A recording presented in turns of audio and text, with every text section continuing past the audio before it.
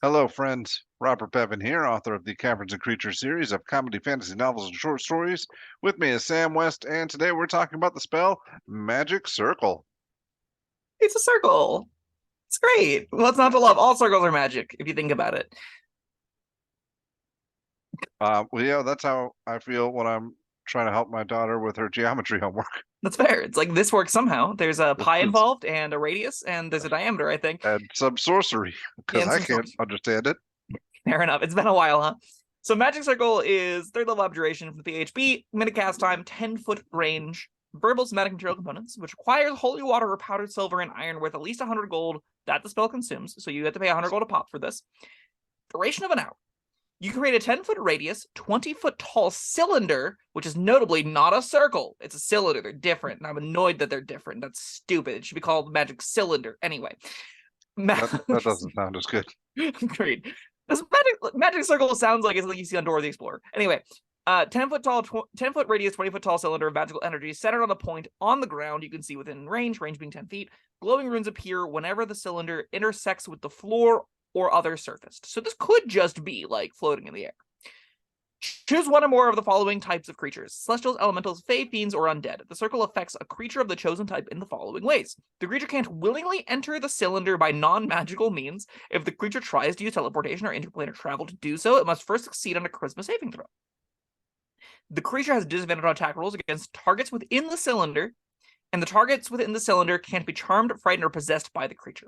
When you cast a spell, you can elect to cause its magic to operate in the reverse direction, preventing a creature of the specified type from leaving the cylinder and protecting targets outside of it. So this kind of has two modes. It's a bubble that you stick around yourself that protects things coming in, or it's a cage you put around something that prevents it from getting out. When you cast the spell, you can, at higher levels, you can increase the duration by an hour for each level above third. Probably never happening. This spell has almost no reason to exist anymore. That being said, I adore it. This is magic that feels like magic to me. This is the occult, the inscribing salt onto the floor of your attic, of you creating a bunch of archaic runes and demonic sigils that you then put a bunch of candles down, summon the demon, and it can't get out of the circle. That is the meat of Magic Circle's flavor that I deeply adore. Well, what do you not like about it? You said it's not really I forgot what exactly you said, but It doesn't go really serve ahead. a purpose anymore. All right, why? Because they're Anymore? just so I have no idea if it served a purpose before. I'm Okay. assuming it did. I'm assuming that in D&D of old, you needed something magic might have been more complicated, or it might have been contingent on like binding things to your will. There may have been multiple saves, or like you dominate a monster after you summon it into a space or whatever, and doesn't just show up and already be your pal, which is like the bulk of summoning magic nowadays. Is you summon a thing and it's your friend. If there are a couple cases where that's not the case, right? There are a couple of evil spells that let you summon fiends that are actively hostile to you that you might want to put in a magic circle to be like, hey, let's have a conversation first. That being said, practically using this, because it has a minute cast time, costs 100 gold, is challenging. This could be the kind of thing where you know you're protecting like a cemetery or something that's been desecrated, and you're like, okay, we know zombies are coming. Stick the cleric in the magic circle. It's our safe point to fall back to. We can do that to keep things out of it and sort of protect us. That is the best case use. That is almost no encounters in the entirety of the game, though, because for the same reasons the warding isn't very good, for the same reasons that a lot of our defensive spells tend to be pretty poor. It's because most encounters, you are the aggressor. You are the ones pushing into the dragon's lair. You are the ones delving into the dungeon. You are the ones pushing forward, not defending a point. I think the game would benefit from more defensive encounters. I think they're fun. I think they're a reason and a way to have varied encounter dynamics, to have things beyond just kill or be killed, having a protect the cart sort of escort mission or a hold the hilltop sort of defense timed mission. Those There's can be really nothing fun, there's but nothing keeping you from doing that. yeah, there is nothing keeping you from doing that. It just doesn't happen very often. All right, let me tell you something. I don't know if you even caught this, but you were saying, all right, you put the circle up and it's your defensive point. I don't think that even works because if I'm reading the spell correctly, you don't your target isn't a type of creature. The circle affects a creature of the chosen type. So you have to choose like one Choose creature. one or more of the following types of creatures: celestials, Right. elementals, fae, fiends, or undead. The circle affects a creature. Oh, Yeah. just one. It doesn't affect creatures of the chosen type. It affects other Yeah, creatures of that the chosen type. sucks. Bummer. My point still stands that you should run more cool encounters like that, but don't use magic circle on them because this doesn't do anything. Well, see, this is where I thought you were going to go immediately, but no, that's my my bad. biggest problem with it. I thought it had a use case. My apologies. I still think it does. I think yeah, probably not a great one, but I think maybe boss encounters. If You you know have you're going to. So now we're talking about a boss encounter that you know is coming to you, and it now will only affect the one thing and cost you a spell slot and 100 gold to only have one thing unable to get into a specific space. And the thing also can't be able to teleport, because there is a really important line of text here that it can just make a save, and if it can make that save as many times as it wants, and if it eventually passes, it can teleport in and out of that space. So like, if it can teleport, this doesn't have text. So all right, well maybe it can't. Non-teleporting big bad that you want to create a defensive point from. No, okay. I don't even think that. But maybe that might work too. I'm thinking only I only really like the alternate mode where you trap the creature. It takes a minute to cast, Bob. I know that's not ideal. No. Also, it's larger than 10 foot or 10 foot wide. It doesn't stake in this, and there's a fair amount of very large creatures in Dungeons and Dragons. If it's huge or larger, those this are the just ones doesn't that work you on this. most want to trap. Yeah. Yeah. Like, when is Strahd going to give you a minute to put him in a circle? Well, that could be your little mini game. Everybody keep him busy for 10 rounds. Everyone keep him in place and busy for 10 rounds. Well, while he I doesn't draw have to this be in circle on the place. ground Oh around no, he him. does. What were you saying about this having any applicable uses? Oh man, I'm struggling.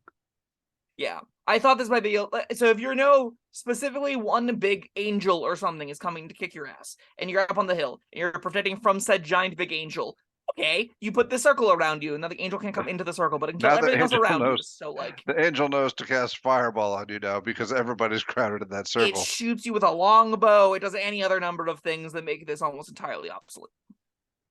Oh man, this one's rough. You can increase the duration by upcasting it, though. Oh, yes. Great. Here, Strahd, come on.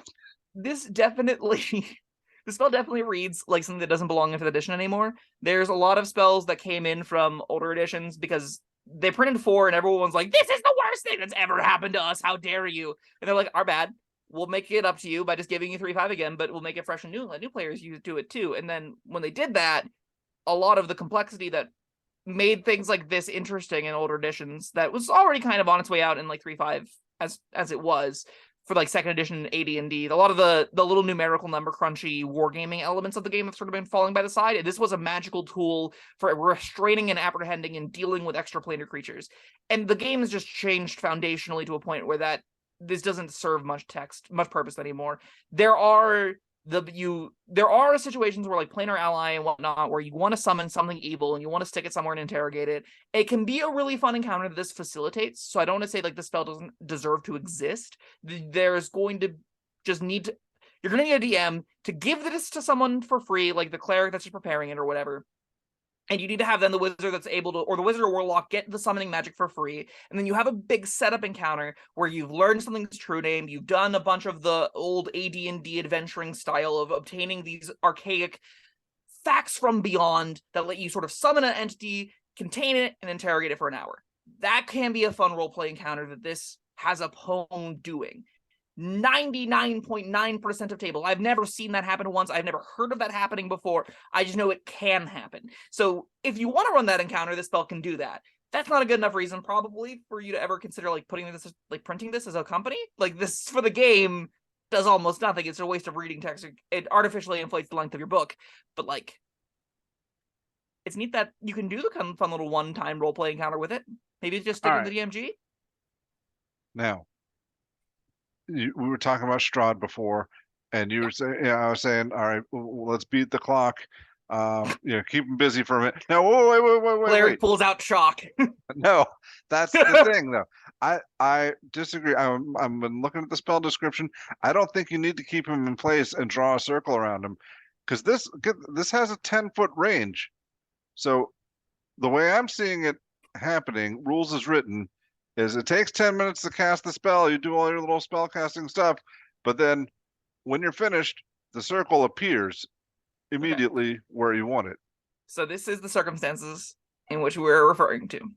You've spent a minute doing nothing but casting Magic Circle. Yes. And in the final round, you've gotten yourself within 10 feet of Strahd, so that whenever this goes off, you put him in the circle. That's our use case? Yes. I'm not saying it's great. I'm saying it's marginally better than having to manually draw a circle around. Yeah, okay. You got me there. That's definitely true. I'm envisioning Strahd's like taking a nap or just lounging on his chair in a menacing fashion, and the barbarian, you're just like on a pedestal. You're casting the spell, and the barbarian just like dumps you out of a wheelbarrow, so you fall as the spell completes, and you get right next to him when you hit the ground, and the circle goes up, and everyone just jumps down, starts beating the crap out of him. That's cute. Yeah, this one's rough. I don't know. Yeah. I want to like it. I mean, if you can get something in the circle, it has a lot of cool get in the circle. That's the point. Well, no, but if the Strahd thing, if you cast it on them, if you spend a minute casting it, I know. I'm saying we've covered that. It's a big if. I'm saying if all that happens, it does do a lot of cool stuff. Sure. Maybe we're in a situation where you've been discreetly casting this, or you've been like hidden casting this. Maybe you're invisible and you're put behind the chair that he's monologuing from, and he's got like a big 15-minute speech, and everyone else is like held or something, and you go, okay, I got this, and you start slowly casting Magic Circle and hoping he doesn't hear you whispering the verbal components to it. Sure. That's all right. You're starting to sell me on it a little bit. That cannot possibly be true. Yeah. I don't know. I think we probably could have saved a tree and not printed the spell, and it would have been, the world would have kept on spinning, and I'd be sad there'd be one less cool counter idea that doesn't get to exist anymore. Yeah, I've tried my best. I can't think of anything to save this. Yeah, this is a 1 out of 5. Oh, it hurts me. I wasn't even gonna give it a 2 if it did affect multiple creatures, but it just affects 1. It's still a 1 out of 5, regardless. But it's clearly utter trash. Yeah, as painful as it is, I think I have to agree with you.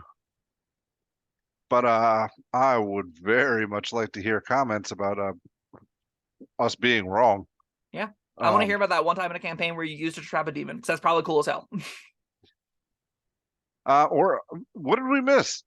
There's got to be a use for this. I don't believe you. Find traps in this game, Bob.